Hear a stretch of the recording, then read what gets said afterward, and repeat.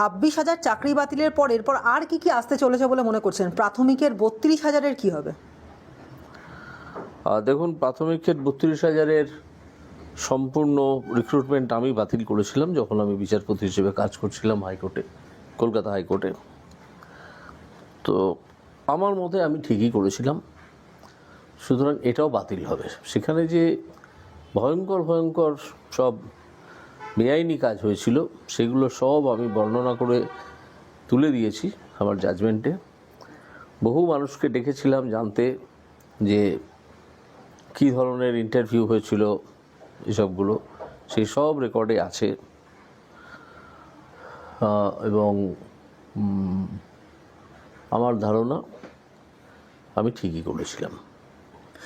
প্রকাশ্য মঞ্চ থেকে বিরোধীদের বার্তা দিলেন অভিষেক বন্দ্যোপাধ্যায়। জানালেন, বিগত কয়েক বছর ধরে ইডি এবং সিবিআই এর মতো কেন্দ্রীয় সংস্থার বিরুদ্ধে তিনি লড়াই করছেন। নিম্ন আদালত থেকে উচ্চ আদালত কিছু বাকি থাকেনি, কিন্তু ইডি সিবিআই তার কাঁচকলা, কোট আনকোট কাঁচকলা করেছে, আগামী দিনেও কাঁচকলা করবে। কেশাগ্র স্পর্শ করে দেখাও, মানুষের কি ক্ষমতা বুঝিয়ে দেবো। ইডি সিবিআই কেশাগ্র স্পর্শ করে দেখাক, এটা হুঁশিয়ারি দিচ্ছেন অভিষেক। কি বলবেন? দেখুন, ওনাকে আমি বঙ্গ রাজনীতির একটি চামচিকে ছাড়া অন্য কিছু মনে করি না। ঠিক আছে, কিছুই জানে না। কেউ কিছু শিখিয়ে টিকিয়ে দেয়, সেগুলো কথা বলে, সেই কথাগুলো এসে ক্যামেরার সামনে বলে বা লোকজনের সামনে বলে।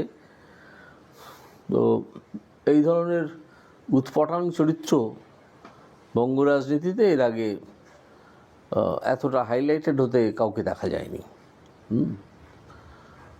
তো ওনার কথার আর কি উত্তর দেবো, ওনার কথার আর কি প্রতিক্রিয়া দেবো?